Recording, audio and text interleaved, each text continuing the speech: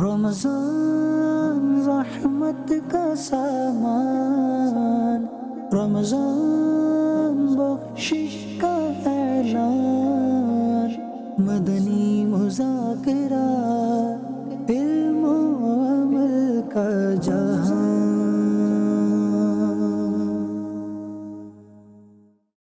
الحمدللہ رب العالمین والصلاة والسلام علی خاتم النبیین، اما بعد فاعوذ باللہ من الشیطان الرجیم، بسم اللہ الرحمن الرحیم، الصلاة والسلام علیک یا رسول اللہ وعلی آلک واصحابک یا حبیب اللہ،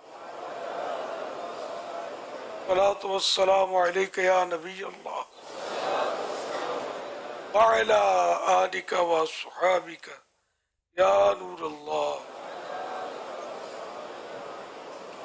فرمان آخری نبی صلی اللہ تعالی علیہ وآلہ وسلم، جس نے مجھ پر ایک بار درود پاک پڑھا، اللہ پاک اس پر 10 رحمت نازل فرماتا، 10 گناہ مٹاتا اور 10 درجات بلند فرماتا ہے۔ صلو علی الحبیب صلی اللہ علی محمد۔ الحمدللہ 1445 ہجری کے ماہ رمضان المبارک کا آج 12واں روزہ ہے۔ نماز عصر پڑھ کر عاشقان رمضان معتکفین عالمی مدنی مرکز فیضان مدینہ کراچی میں جمع ہیں، مدنی مذاکرے کا سلسلہ ہے۔ اب سوالات کیجئے، ہر سوال کا جواب وہ بھی ثواب یعنی درست دے پاؤں، ضروری نہیں، بن پڑا تو عرض کرنے کی کوشش کی جائے گی، بھول کرتا پائیں فوراً میری اصلاح فرمائیں، مجھے آئیں بائیں شائیں کرتا اپنے موقف یعنی اپنے کہے پر بلا وجہ ضد کرتا نہیں، بھول ہونے کی صورت میں شکریہ کے ساتھ قبول کرتا پائیں گے۔ صلو علی الحبیب صلی اللہ علیہ وسلم۔ میرا سوال یہ ہے کہ اگر ہمارے کپڑے پاک نہیں ہیں، ناپاک ہیں، اور ہمیں یاد نہیں ہے اور ہم مسجد میں گئے، وضو کر لیا ہے اور صف کی طرف بڑھ گئے، نماز کے لیے کھڑے بھی ہو گئے، اور ایک دم سے ہمیں یاد آیا کہ ہمارے کپڑے نماز کے لائق نہیں تھے، تو اس میں کیا حکم ہوگا کہ ہم نماز پڑھ سکتے ہیں؟ ہم نے اگر نماز پڑھی تو ہم پڑھ سکتے ہیں یا نہیں، وہیں سے واپسی لوٹ جائیں صف میں سے بھی؟ تو اس کا جواب دے دیں۔ اگر ایسی نجاست آپ جیسے کہہ رہے ہیں کہ نماز کے لائق نہیں ہے، نہیں اتنی نجاست لگی کہ نماز ہوتی ہی نہیں ہے، تو نماز پڑھ کے کریں گے کیا؟ جبکہ ہوگی ہی نہیں، سب بھی خطا ہوگی، اس لیے وہ فوراً آپ کو باہر ہی نکلنا ہے اور نماز کے لیے جو ضروری تقاضے ہیں پورے کر کے پھر آپ نماز میں شامل ہوں۔ صلو علی الحبیب صلی اللہ علی محمد۔ میں محمد اور پاک پتن سے بول رہا ہوں، میرا آپ سے یہ سوال ہے، اگر ہم چھوٹے بچے روزہ رکھے کیا ہمیں اس کا ثواب ملے گا؟ ماشاءاللہ، چھوٹے بچے کی نیکی قبول ہوتی ہے۔ بچہ اگر روزہ رکھے، پراپر روزہ رکھے جیسا روزہ رکھنا ہوتا ہے، بالکل ثواب کا حقدار ہوگا، ثواب ملے گا اس کو۔ صلو علی الحبیب صلی اللہ علیہ وسلم۔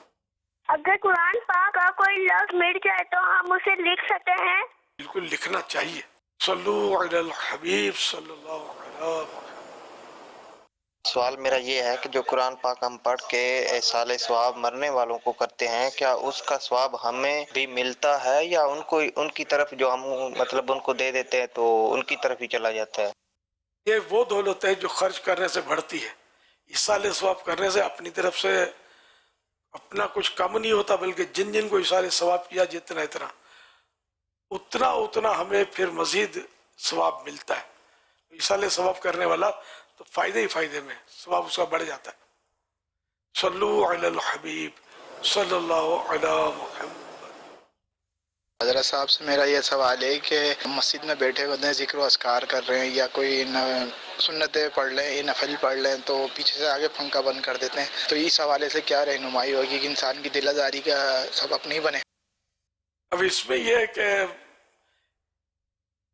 ایک ادھر نماز پڑھ رہا ہے، پنکھا چلا ہوا ہے، ایک ادھر کونے میں پڑھ رہا ہے، وہ پنکھا چلا رہا ہے تو ان کو کون سمجھائے گا؟ جب ایک کمرے میں جو گھر میں ہم ہوتے ہیں ایک پنکھا پورے کمرے کو کافی ہوتا ہے. مسجد کے پنکھے مسجد کی بجلی اس طرح استعمال کرتے ہیں لوگ. اب لفظ بے دردی کا استعمال کروں تو بھی شاید درست نہیں ہوگا. اسی طرح دینی اداروں میں مدارس میں یہ دیکھا ہے کہ بڑی بے دردی سے بجلی استعمال ہوتی ہے. چند طلبہ سوئے ہوئے جیسے بیچاروں کو سمجھانے والا کوئی نہیں ہوگا. لائن سر میں نے خود دیکھا ہے جیسے چند طلبہ سوئے ہوئے اس کے سر پہ پنکھا گھوم رہا ہے اس کے سر پہ پنکھا گھوم رہا ہے. اب یعنی 6 طلبہ 6 پنکھے چلائیں. اب اگر کوئی ان 6 کو ایک جگہ کر کے ایک پنکھا کر دے ذمہ دار جو ناظم وغیرہ ہوتے ہیں ایک پنکھے میں آپ لوگ سوئے آگے پیچھے ہو جائے سب کو کور تو کر لیتا ہے پنکھا. تو یہ 5 پنکھے کی بجلی بچاؤ. اب اس میں دل آزاری ہو تو کیا کی جائے کیا کیا جائے. تو اس کو بعض اوقات دل آزاری نہیں ہوتی اس کو تعزی بولتے ہیں اپنے اوپر ایزا اوڑھ لینا. یہ مطلب بعض صورتوں میں تو ظاہر کہ بالکل جائز بلکہ مناسب بلکہ بہتر بلکہ ضروری ہوتا ہے. بجلی کی بچت سب کو کرنی چاہیے. گھر میں بھی اگر اس طرح کوئی کرتا ہے کہ ہم تو گھر میں بھی اس طرح کرتے ہیں ٹھیک ہے آپ نواب ہوں گے مسجد غریبوں کی ہے اس لیے یہاں تو غریبوں کی طرح آپ کو رہنا پڑے گا. اس لیے وہ بتی پنکھا بجلی پنکھا کس طرح بند کیا. اب نماز کے اوقات چلے گئے اب کوئی مطلب دن میں جس ٹائم پر آئے پنکھے چلا دے. پھر لوگوں کی یہ بھی نیچر دیکھیے بتی پنکھا چلایا ان کا کام ہو گیا یہ جا ہو گیا. اب گھنٹوں تک یہ پنکھا چل رہا ہے بتی چل رہی. یہ عام روٹین ہوتی ہے گھروں میں بھی بتیاں جل رہی ہوتی ہیں اور اس کی پرواہ نہیں کی جاتی. پنکھے چل رہے ہوتے ہیں اے سی بعض وقت چل رہے ہوتے ہیں پرواہ نہیں کی جاتی. اب ایسی صورت میں اب سارا کہتے ہیں نا آبے کا آبا بگڑا ہوا ہے. اب کس صورت میں دل آزاری کی آئے وہ دل آزاری کرنے کا محل بھی تھا نہیں تھا تو اب یہ سب سوال تو مبہم سا ہے. پھر بڑا دل رکھے معاف کر دیں. صلو علی الحبیب صلی اللہ علی محمد. کچھ قضا نمازوں سے متعلق سوالات آپ سے کرنے ہیں. ایک بات بڑی مشہور کی جاتی ہے کہ رمضان کے آخری جمعہ کو قضاء عمری ادا کرنے سے زندگی بھر کی نمازیں جو ہے نا وہ ادا ہو جاتی ہیں. غلط فہمی ہے ایسا کچھ نہیں ہے. اپنی جو قضا نمازیں ہیں ان کے حساب لگانے کا کوئی آسان طریقہ ہے؟ طریقہ تو ذہن نشین کرنا پڑے گا. یہ کہ جس سے یا تو اپنا پتہ ہے کہ کب بالغ ہوا تھا کب سے نمازیں چھوٹی ذہن غالب کر کے وہ یوں کر لے. ایسا نہیں ہے پڑھی ہی نہیں تھی کبھی نمازیں پتہ ہی کچھ نہیں ہے. تو اب یہ کہ جب سے بالغ ہوا اب بالغ ہونے کا بھی یاد نہیں کب ہوا تھا. تو مرد لڑکا 12 سے 15 کے درمیان اور لڑکی 9 سے 15 کے درمیان بالغہ ہوتی ہے. اس صورت میں جو مرد ہے وہ 12 سال سے اسلامی ہجری سن جو ہے اسلامی سال سے حساب لگائے جب 12 سال پوری عمر ہوئی تھی اس سے لے کر اب تک کی حساب لگائے جبکہ پڑھا ہی نہیں کبھی نماز. اور لڑکی جو 9 سال سے حساب لگائے جو عورت ہے وہ. اور یوں مطلب یہ کہ اپنے فرض اور وطر یہ قضا کرنے ہیں سنتوں کی قضا نہیں ہے. اس طرح جو قضا عمری کر رہے ہیں تو فرض اور وطر کی قضا کرنے. قضا نماز اگر رہ جائیں اور انتقال ہو جائے تو کیا فدیہ میت کی طرف سے ادا کر سکتے ہیں؟ اب فدیہ تو ادا کیا جا سکتا ہے اور اللہ کی رحمت سے امید رکھے کہ اللہ پاک قبول فرما لے. زندوں کی نماز کا بھی فدیہ ادا کر سکتے ہیں؟ نہیں جب تک زندہ ہے اس کا کوئی فدیہ نہیں ہے نہ اس کا کوئی نائب بن سکتا ہے کہ اس کے بدلے کوئی اور پڑھ لے. کیا یہ درست ہے کہ قضا نمازیں ذمہ ہوں تو نفل قبول نہیں ہوتے؟ وہ نفل معلق رہتے ہیں. یہ بھی ہے یعنی کہ جب فرض نمازیں پوری ہو گئی تو وہ نفل بھی اب قبول ہو گئے. اور اللہ کی رحمت پر بہرحال یہ ہے کہ اللہ پاک قیامت کے دن حکم فرمائے گا کہ میرے فرض کم ہے کہ میرے بندے کے نفل دیکھو. اب نفل ہے تو وہ اپنے کرم سے جس کے چاہے گا نفل کو فرض کی جگہ قبول فرما لے. اچھا پھر یہ کہ جو منسوس نفل ہوتے ہیں جیسے تہجد ہے تو یہ منسوس کہلاتی ہے حدیثوں میں جس کا تذکرہ آیا قرآن میں جس کا حکم ہوا.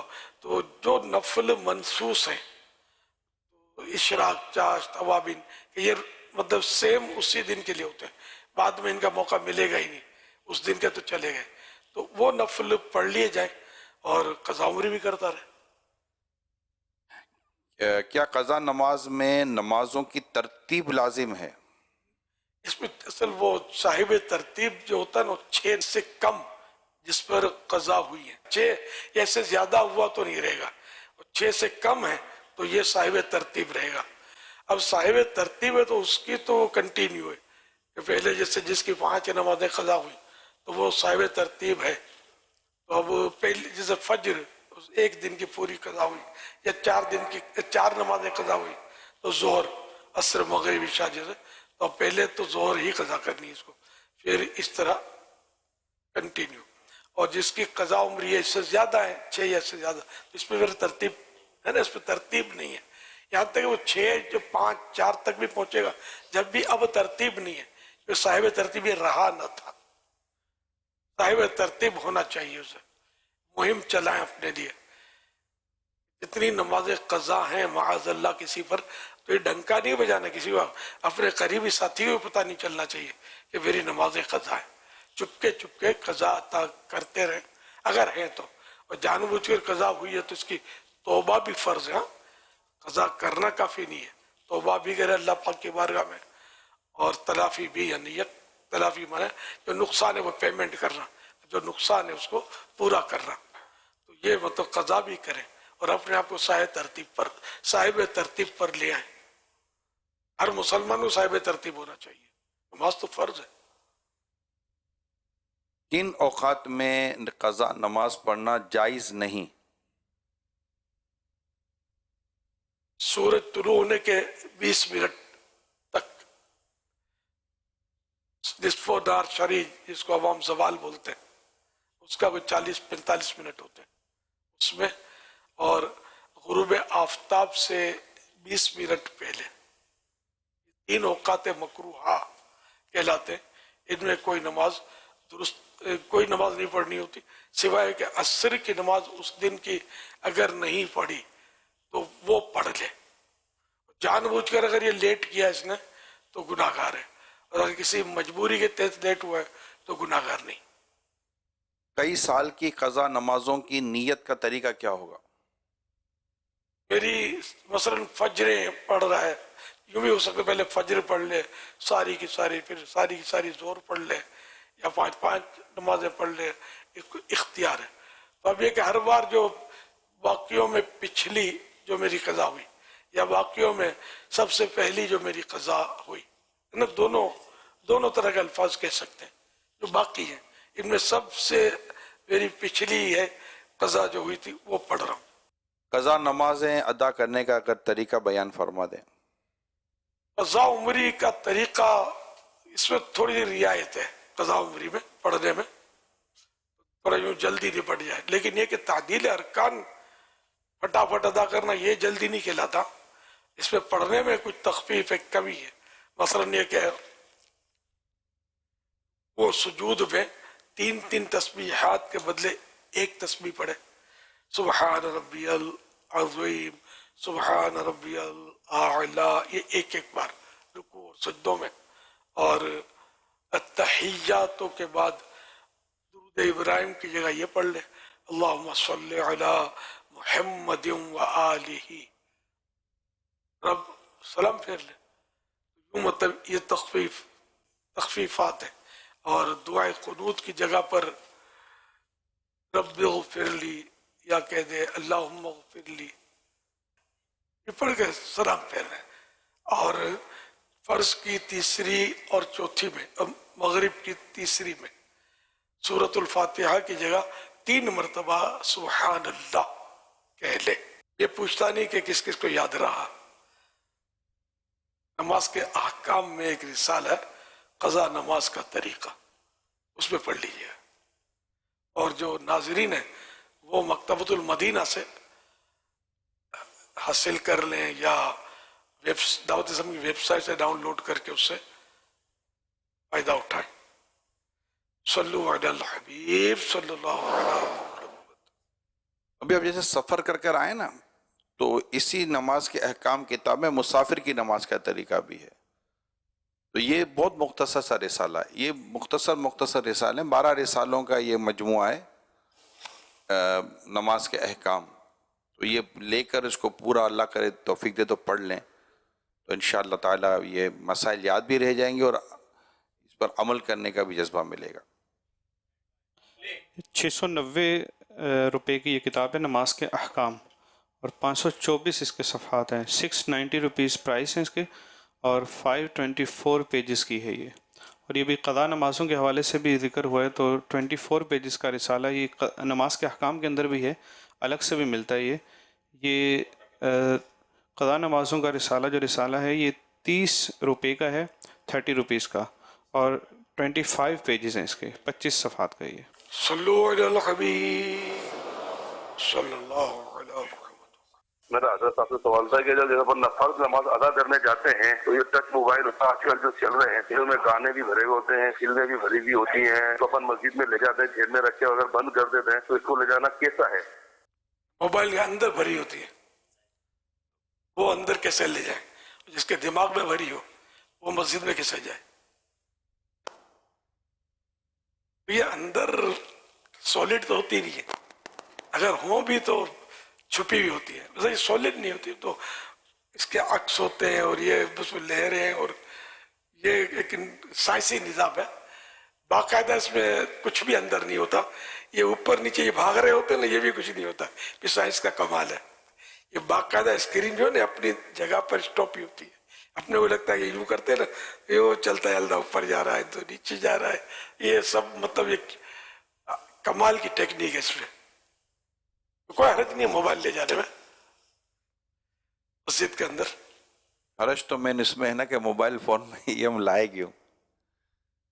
جو اپنے طور پر موبائل فون میں لائے ہیں ان کو سوچنا چاہیے کہ یہ موبائل فون میں یہ چیزیں ہمیں لانی ہی نہیں چاہیے. اگرچہ یہ ویب سائٹس پر موجود ہیں لیکن آپ ویب سائٹس کو سرچ کر کر اپنے موبائل میں لائیں گے تو پھر آپ کے موبائل میں یہ ہے نا, تو وہ دماغ سے نکالیں تو موبائل میں خود ہی نکل جائے گا. تو ہمیں تو اپنے اعمال سے بھی تو بچانا نا کہ ان چیزوں کی یہ گناہوں بڑی چیزیں ہمارے نامہ اعمال میں نہ ہوں. تو انشاءاللہ تعالی اس سے ہمارے خود روحانیت بھی ملے گی اور ذوق بھی ملے گا عبادت کا انشاءاللہ. اویس رضا اتاری کراچی سے عرض کر رہا ہوں. سوال میرا یہ تھا, ایک اسلامی بھائی کی والدہ نے 8 مہینے پہلے 5 لاکھ کی مالیت کا سونا ان کی ملک کیا تھا کہ یہ مسجد کے نام ہو گیا ہے, تو آیا اس پہ زکوٰۃ فرض ہوگی؟ دو باتیں کی ہیں کہ ان کے نام کیا اور مسجد کی ملک ہو گیا. اب اگر ان کو وکیل کیا تھا کہ یہ جا کے مسجد کو دے دیں تاکہ مسجد والے اس کو بیچ کے بھی مسجد کے اندر استعمال کریں, اور انہوں نے اپنے پاس ہی رکھا, مسجد کو دیا نہیں, تو پھر تو اس صورت میں یہ چونکہ وکیل تھے اور ابھی والدہ کی ملکیت میں یہ وہ باقی ہے, تو والدہ کا اگر سال پورا ہو گیا تو یہ بھی اس کے اندر کاؤنٹ ہوگا اور اس کی زکوٰۃ یہ دینا ہوگی. جبکہ وہ پہلے سے صاحب نصاب ہیں تو یہ بھی اسی کے اندر کاؤنٹ ہو جائے گا. اور اگر مسجد کو دے چکے ہیں, متولی نے قبضہ کر لیا ہے اس کے اوپر, تو پھر والدہ کی ملک سے نکل جائے گا, تو اب اس کے اوپر زکوٰۃ نہیں ہوگی. سوشل میڈیا کے کچھ سوالات ہیں. زمان علی یہ کہتے ہیں کیا میت کے ساتھ قبر میں قرآن کریم دفن کرنے کی اجازت ہے؟ تبرکات رکھے تو جا سکتے ہیں لیکن اس کے لیے طاق بنا کر بہتر طریقہ یہ ہے چہرے کی طرف طاق بنائے اور اس میں رکھیں. طاق گڑا سا بناتے ہیں, کھڑکی بنا لو, یعنی گڑا جیسے کہ وہ آج کل تو وہ شو پیس وغیرہ رکھنے کے لیے دیواروں میں بناتے ہیں, تھوڑا سا گڑا اس میں رکھ دیتے ہیں, تو ایسا گڑا بنا کر اس میں رکھ دیا جائے. میت پہ رکھیں تو میت سڑے گلے پھٹے تو پھر وہ بے ادبی. اویس ڈار ہیں کیا حضرت اسماعیل علیہ السلام کی قبر منور حتیم کعبہ میں؟ میزاب رحمت, میزاب جیسے ہمارے پرنالہ ہوتا ہے پانی جس سے بارش کا گرتا ہے, تو کعبہ شریف کی چھت پر بھی پرنالہ بنا ہوا ہے, تو عربی میں میزاب پرنالے میں نا میزاب کہتے ہیں, اور ہم احتراماً اس کو میزاب رحمت, رحمت نچھاور ہونے کا یہ پرنالہ. میزاب رحمت کے نیچے مزار شریف ہے. حضرت اسماعیل علیہ السلام کی قبر حتیم میں میزاب رحمت کے نیچے ہے، اور حتیم کے پاس زمزم کے درمیان 70 انبیاء علیہ السلام کی قبریں ہیں. زبیر قادری ہیں، معلوم کرنا چاہتے ہیں بیمار کی بیماری دور کرنے کے لیے بکرا مرغی وغیرہ حلال کرنے سے کیا بیماری ختم ہو جاتی ہے؟ اسلام میں اس کی کیا حقیقت ہے؟ حدیث پاک میں کہ صدقے کے ذریعے اپنے مریضوں کا علاج کرو. اب صدقہ یہی نہیں کہ اس کو ذبح کیا تو ہی صدقہ ہے. کوئی بھی رقم دے دی، کوئی بھی چیز دے دی، صدقہ ہے.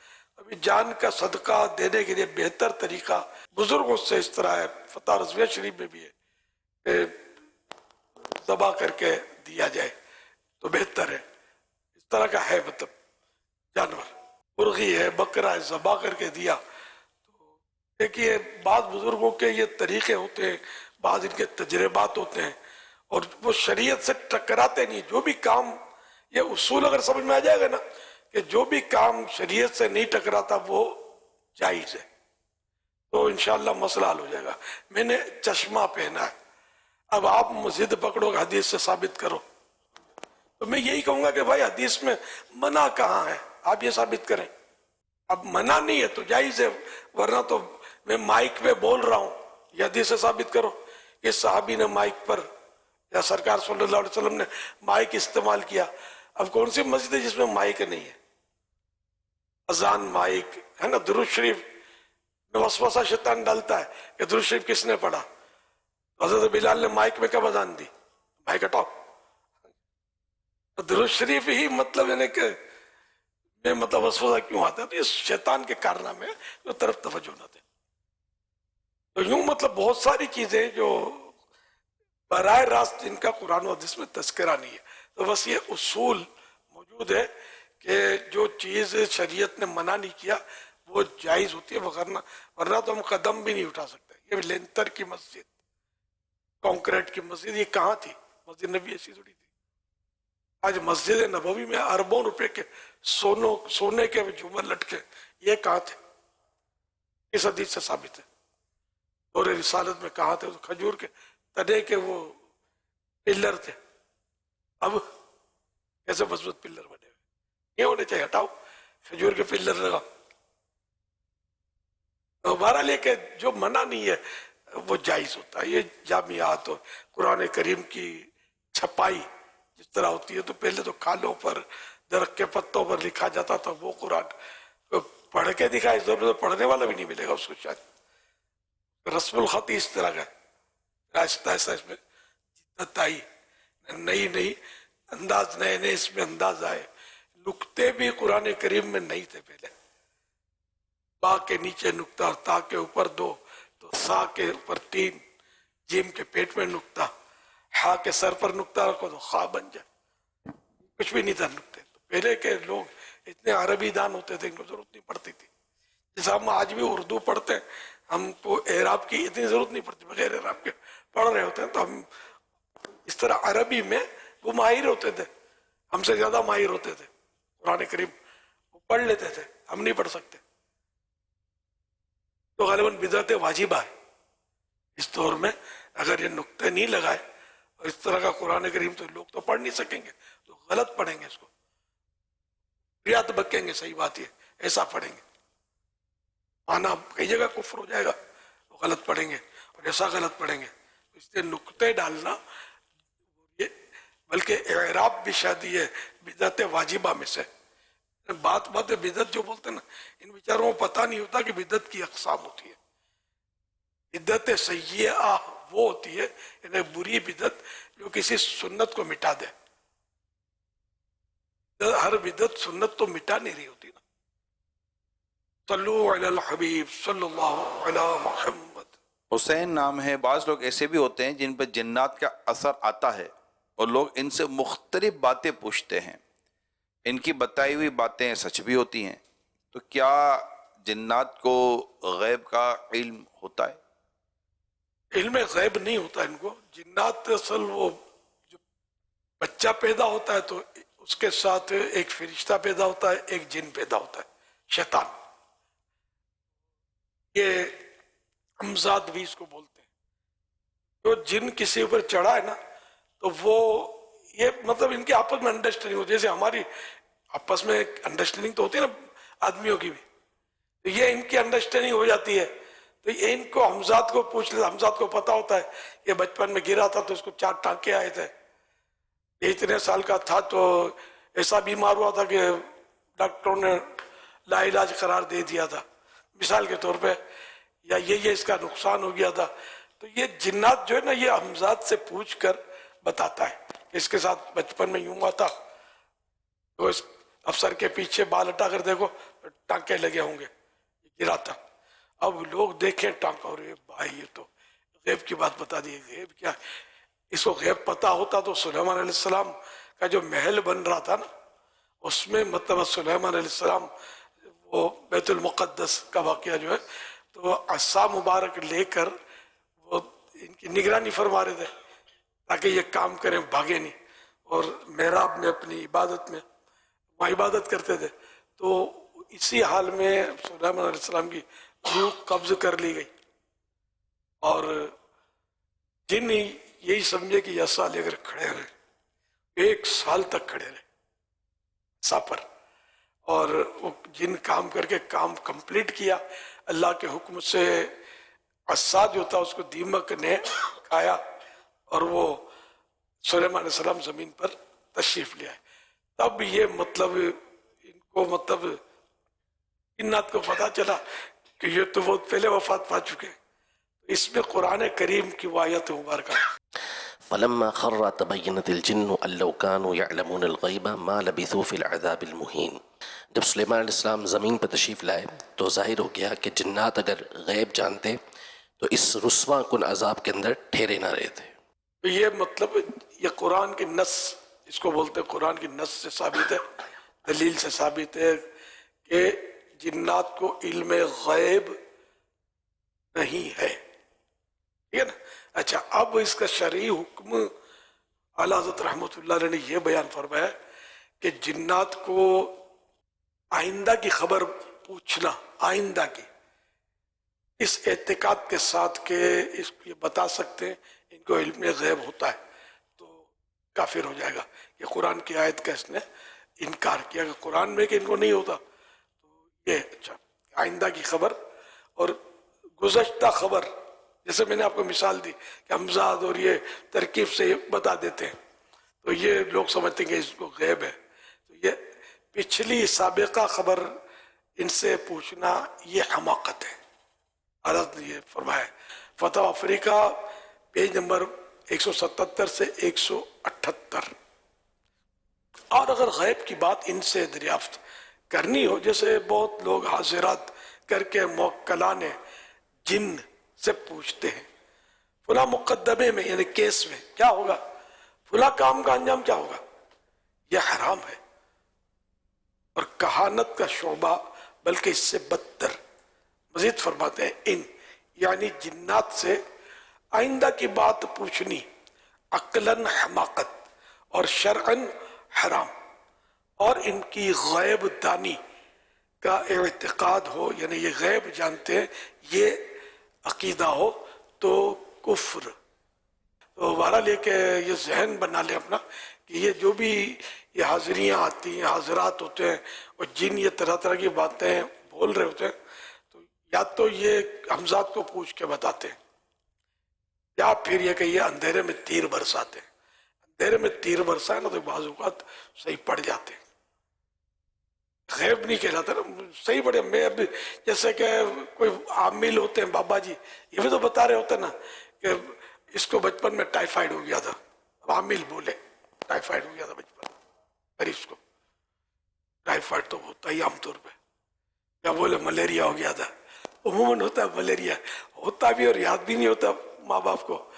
तो इस तरह भी मतलब हो सकता है कि ये मतलब वो गिर पड़ा था तो इसको चोट आ गई थी, तो हड्डी में फ्रैक्चर हो गया था। तो ये अक्सर छोटे बच्चे गिरते हैं, सर फटते हैं, हाथ पैर टूटते, होता रहता है। तो इस तरह की ये मतलब अंधेरे में तीर, तो एक आध बात सही पड़ गई है, गलत पड़ गई, तो यूं इनकी गाड़ियां चलती होती है। तो इसलिए इनको पूछना नहीं चाहिए गैब की खबर।